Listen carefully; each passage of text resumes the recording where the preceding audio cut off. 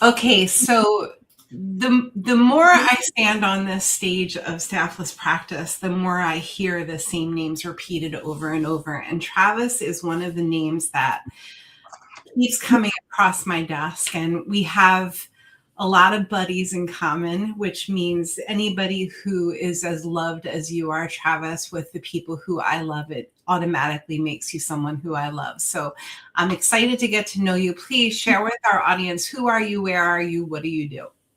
I'm Dr. Travis Corcoran. I'm in Eindhoven, the Netherlands, and I am currently the president of the IFCO. I'm founder of TOPCHIRO. We have 30 offices in 7 different countries, primarily here in the Netherlands, where we started, where we have 19 operate in a franchise model. Outside of the Netherlands, operates as licensees. I recently had my first child, so me and my partner are enjoying the sleepless nights, but it's totally worth it. I came here from Malaysia, where I first practiced for 1 year after graduating from Palmer College Chiropractic in 2008. And prior to that, I got my degree in philosophy from University of Kentucky. And prior to that, I studied nuclear engineering in the U.S. Navy. Whoa. So, okay. So where did you grow up? I was born in Flint, Michigan, and you can probably tell from the water there that it's had some profound impact on my health. We moved away when I was 10 to Ohio, and I lived in Lima, which is a massive industrial city that, yeah, I wouldn't recommend you go to. And then from there, I went to university and, yeah, moved around quite a bit, then went to the military. Then after military, which was Florida and South Carolina, after that, I went back to school, University of Kentucky, then worked as an engineer in Connecticut, then Chicago. Then I got injured, and thank God, one of the fellow engineers, Brian Rippengale, a British gentleman, he sent me off to a chiropractor reluctantly, and that's what changed the course of my life forever. And for those of us who don't know much about chiropractic, why chiropractic? What's the big deal about it? For me, it's eloquence. I like simple things that conform to principles. If it conforms to reasoning, I'm on board. That's just part of the philosophical education. You have to take courses in logic and pretty advanced logic. So for me, it was just a matter of conditional statements as premises that led to a deductively valid conclusion. And it was something I couldn't deny. And I saw how much value it added, what it did to me. I went in for I went in for back pain, but after the first 6 weeks, I was going 3 times a week for 9 weeks. That was my care plan. And yeah, my back was feeling better, but it was within the 4 to 6 weeks. This is high allergy season. I'm not using my asthma puffer. I didn't even realize it. And then I stopped using my glasses for the first time in a long time. Now that I'm 53, I mean, it's 30 years old. But all these things changed and happened. And that poor chiropractor, as I interrogated her on what she was doing and how this all works, and it's all nonsense. Those things were happening and I didn't understand, but thankfully she was very well grounded in the principles. Like I know schools have really sadly have dropped the ball because they need to make sure the students pass certain requirements, and that's diminished probably what they know and understand about real chiropractic. Right. However, I was blessed. She had kind of a parallel curriculum, and she could answer all those questions. She was very grounded in the philosophy, and I say it like this: she is highly trained to locate, detect, and correct subluxation. I, on the other hand, was highly trained to locate, detect errors in reasoning. What is subluxation? Can you unpack that? Yeah, subluxation is a condition of a vertebrae that's lost its proper juxtaposition with the one above or below, or both, to an extent less than luxation, which impinges nerves and interferes with transmission of mental impulse. Or you could just say those vital messages of or pertaining to vitae or life, when you impinge on the nerve, just like I were to impinge, I like that better than the pressure on the hose, right? Like you're playing the guitar and your intelligence knows what the perfect song is. If you want to transmit to that, over those chords, but I'm pushing, I just impinge those strings. It's going to mess up the music. It's gonna numb it. It's gonna, it's so funny because I'm a lover of chiropractic. I came through a different door where I was introduced to the principles before I was introduced to what most of the United States knows as chiropractic. So I came in knowing the green books. I came in knowing the experience of an adjustment more than I know anything to be true. And then I went to school and I was like, this isn't what chiropractic is at all. So, and it's been this interesting, I always say the adjustment makes me feel like my skin fits. And I know that that's true. Whereas you are more of a philosopher and you know the logic and you know the reasoning behind it. I just know that my body works better. I can wiggle my toes faster when I send the impulse down from my brain to my, right? So is everybody in your life getting adjusted? Is it a common theme in your life? Are there people who don't? Yeah, for sure. Most of it. Well, one of my good friends, he's an endodontologist. He basically does root canals. He's the one guy, and I mean, we're still friends, but he's the one guy that just won't do it. And it's funny. He's a specialist in his field. Right. He's a dentist or a specialist dentist. So, and chiropractors try to relate to dentists all the time, but this one guy is quite stubborn, but we have a good laugh about it. And yeah. As long as you're laughing him, and you gotta think that the vibration of your nerve system has to somehow rub off, right? If you could stand on a pulpit, and let's say that you could, and let's say that this is the pulpit, and you could scream out to the masses what we do as chiropractors, what do you say to them from all over the world? Whoever is listening, what make it really easy for the guy who's picking up the garbage or the waitress who's serving your breakfast? Why do they need to get adjusted? Because they want the best opportunity in life possible and the best return on investment. So I mean, if you're doing yoga, you're moving perfectly, you're eating perfectly, you've got the perfect emotional relationships, everything in the world is just great. There's zero stress. Your life is still, you are not getting 100% of that nutritional value or 100% of that movement and exercise value as long as subluxation exists. So like you have the perfect diet, but if let's say 20% of the mental impulse or the innate force or the transmission of vital messages, 20% of that is reduced or interfered with, then you're getting 20% less of all that you invest in that great diet, all that you invest in your gym membership and sport. It took 20% less out of your relationships, or 50% or 60%. It depends how much interference there is in those vital messages. So the best bang for your buck in terms of healthcare and the most eloquent system that we've been blessed with is chiropractic care. And it's the easiest thing to describe too. I've done it on stage a few times where I'll bring someone up and say, I don't care what you're dealing with, whether it's back pain, cancer, bad breath, I don't care. But if I've got my hands around your throat and I'm squeezing, it's not enough to kill you, but you're having a difficult time breathing. Is your life better when I stop squeezing or if I continue to squeeze? Right.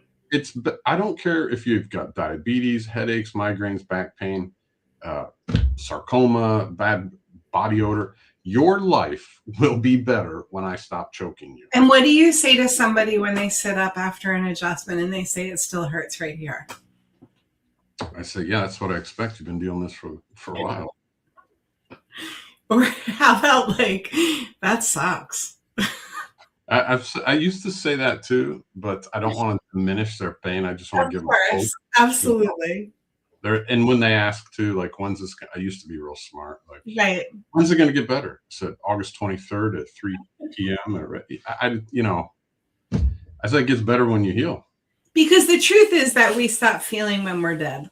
We don't have any symptoms once we're dead. And until then, our body's going to give us all kinds of signals and colors and sounds and experiences and vibrations. And I over and over and over again will say, my job is not to make that go away. It's to turn the volume up so that you can better understand what your body is trying to signaling to you. Let's go. I want to pivot. I want to talk about reasoning. I want to talk about your book.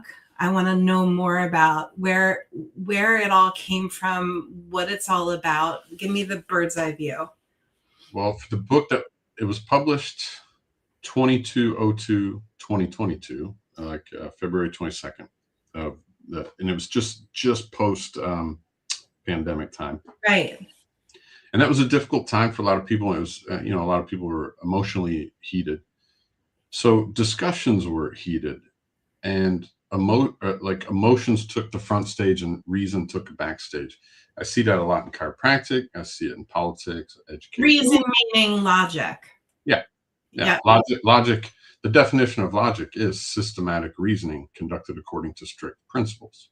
Principles defined as fundamental truths, useful or in a system or chain of reasoning.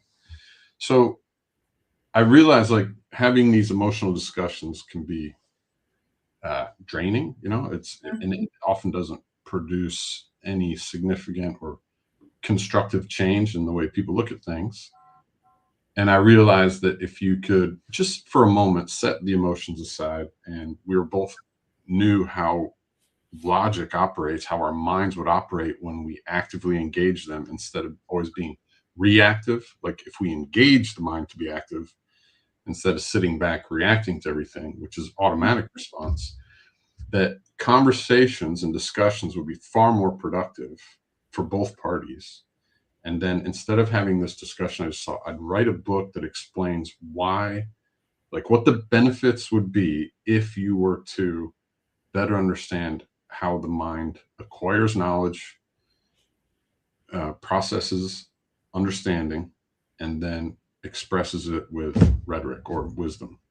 So I would always recommend this book, The Trivium by Sister Miriam Joseph, which is a real text on the first three liberal arts, grammar, logic, and rhetoric, or knowledge, understanding, wisdom.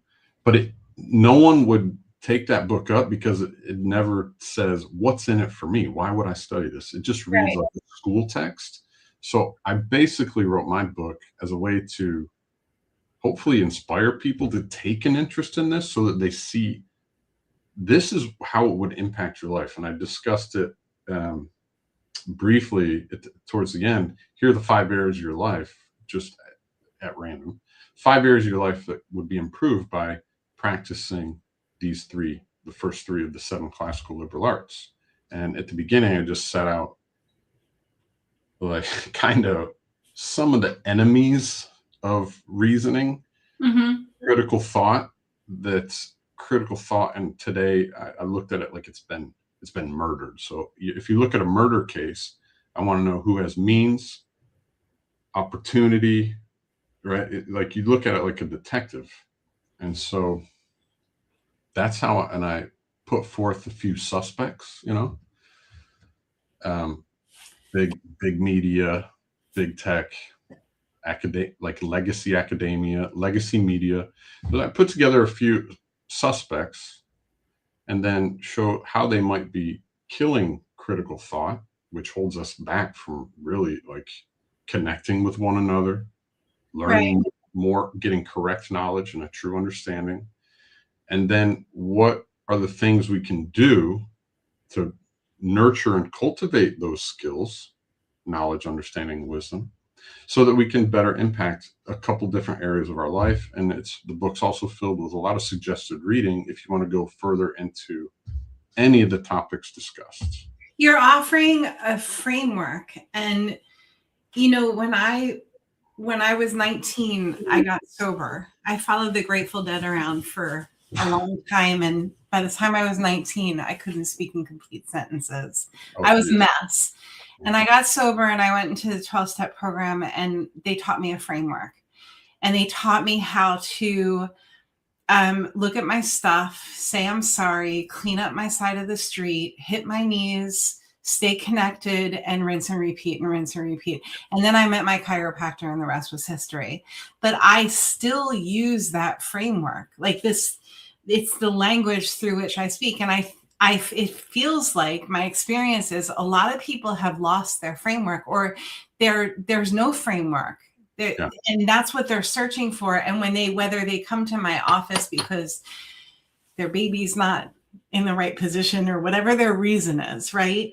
What I know is that they're looking for a framework. They're looking for a way to understand and move through the world that feels safe and connected. And I think that that's what you're doing with Restoring Reason. You're providing that.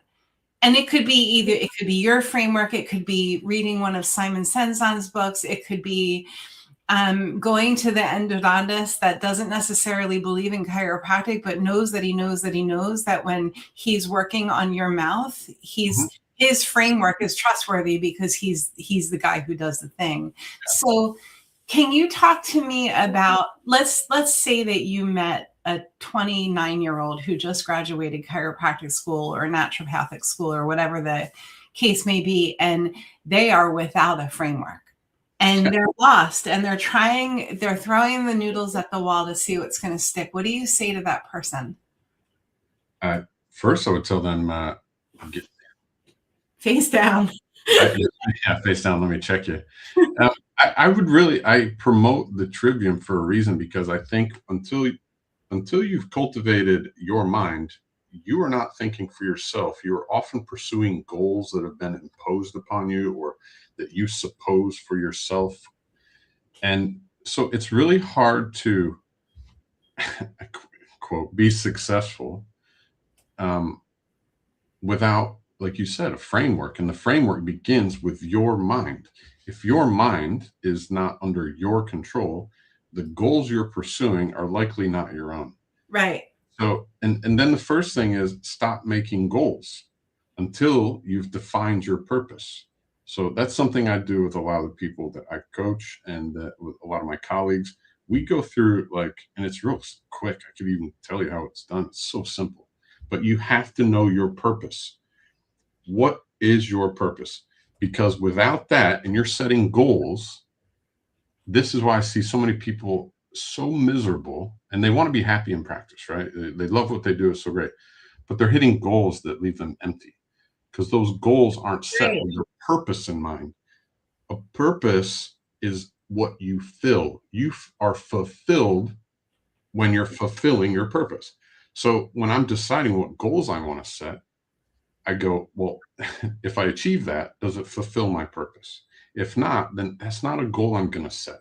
Right. Then I would go to habits. So to talk to that 29-year-old, say, let's get your purpose, which will include your vision, right? Your vision and what's unique about you that you have to offer. And we'll put together a purpose statement. Then they can set goals and you just check them. Does that fulfill your purpose? Then I wouldn't pursue that. Right. That's fulfilling someone else or some expectation from your parents or God forbid, insurance providers or something else. Which is, you laugh, but that is so common. I know. We've all been there. I'm speaking from experience. Mm-hmm. There are things that I thought were important to pursue, but they left me unfulfilled. Right. When I was very clear on my purpose, well, then, it's not that I don't go through life without some frustrations and challenges, but my ship is steered towards and navigating towards goals that fulfill my purpose, leaving me fulfilled.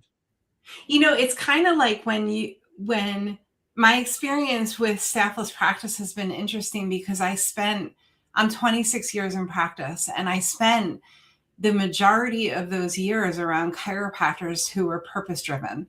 And that's all I knew. I saw some of the opposite of that in school, but all of my friends are purpose-driven chiropractors. And when I started sharing the truths that were coming to me for Staffless practice, I connected with a lot of chiropractors, NPTs, NDs, OTs, acupuncturists, all of them who weren't purpose-driven. And my heart feels so sad for them because there's no why behind what they're doing. And they're just, again, throwing noodles at the wall. Maybe this will work. Maybe that will work. So I saw very quickly, Travis, that most of the time we have to start where our feet are. And if we don't know what our purpose is, that's where we start, right? Because how do you make really important decisions around purchasing a building or having a baby or what you're going to wear today, whatever it is, if you don't know if I know that my purpose is to spread joy like wildfire all over the world, that's my purpose. That's why I'm on the planet. And I'll sing my bird song to whomever will listen to it. Right. So if I lose sight of that, I get really grumpy. I get really disconnected and I forget why I'm here. So I want to bring you to the next question. What are you absolutely positive of? What are you totally sure about? Oh, so many things. Yeah, you might have to narrow that down. There's so many things to be certain. What do you know that you know that you know?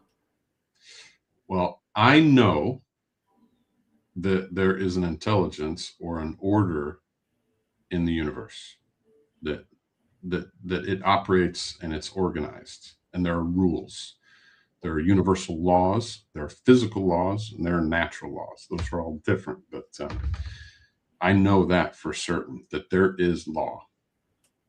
And it's a shame, because I see like postmodernism has really taken off, unfortunately. But what do you mean by that?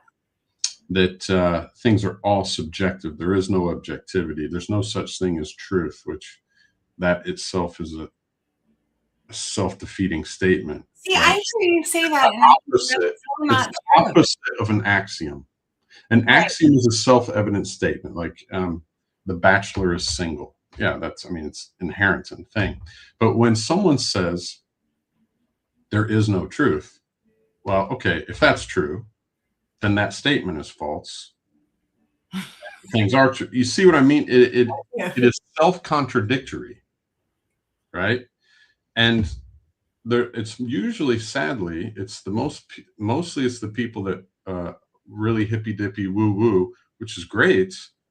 But when you take it to an extreme and you depart from objectivity and are wholly subjective, that's toxic. Now there's no balance. There are objective things in the world. There are subjective things, like your opinion, my favorite color, your favorite color, my ideas, your ideas. But truth is an objective concept. And the denial of that's postmodernism, and it leads to solipsism and moral relativism. And that is a big problem. One of the easiest ways to dismiss it is to say, you and I climbed to the highest building here in the Netherlands, and my perspective and I'm subjective, all subjective. I say it's just a 2-meter drop and I jump. Well, I'll quickly meet objective reality in a matter of seconds, right? It's nice to say, and there are subjective things in the world, and that does add to the color and the diversity. But when it goes to an extreme end, you are now out of balance and toxic, that you are in denial of truth and objectivity, which also exists. They can coexist.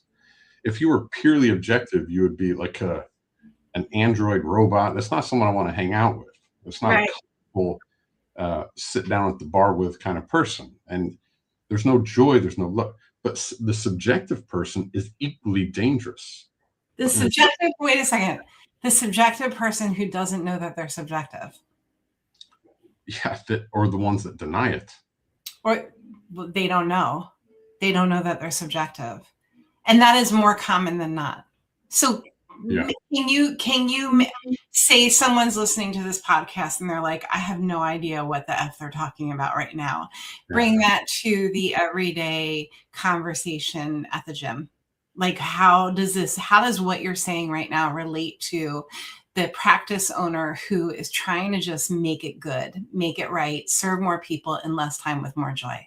Well, the person that wants to do more, serve more, improve their practice, improve their life, they had better accept very quickly that there are objective things to look at.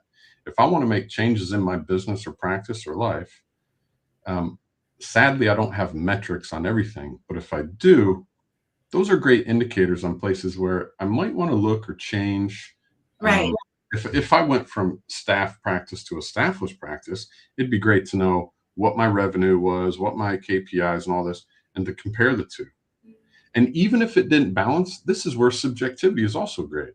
Okay, maybe my revenue is down, but I personally feel like more energized every day. So you need a balance. But if you did it purely subjectively, right?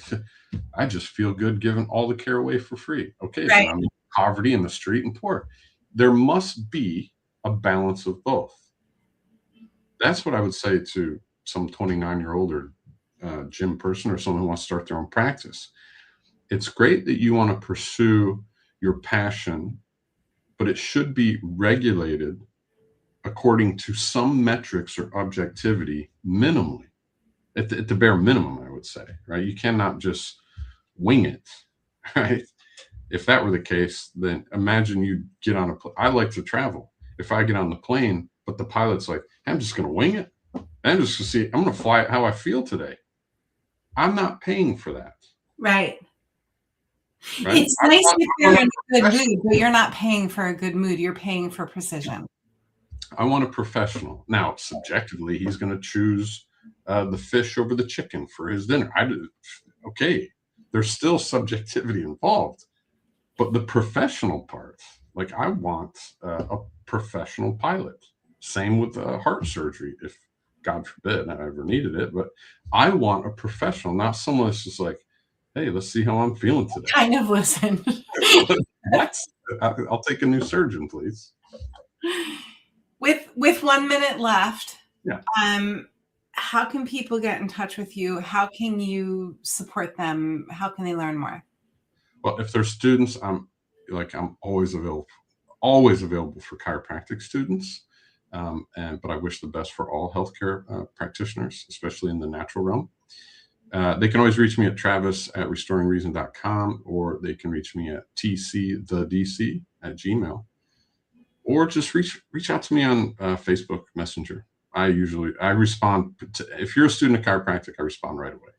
And he responded right away to me, you guys, but I had to send him a goodie box. You didn't have to. I was going to do it anyway. You're just too good. That's all. I sent you your podcast survival kit. You guys, please reach out to Travis if you're feeling like you need some grounding below your feet and you need some direction for being successful in practice as a chiropractor. Please reach out to Travis. You can reach out to me if you need support with stats. I have stats are not my jam, and I had to get really good at them in order to do what I'm doing. And I really made it one piece at a time. I have a very clear template that I'm happy to share with you guys. If you're listening, wherever you're listening, go make the world better with great care. Thank you so much for being here. Travis, please hang tight. And thanks for being on the podcast today. Pleasure. Thanks for having me, Jody.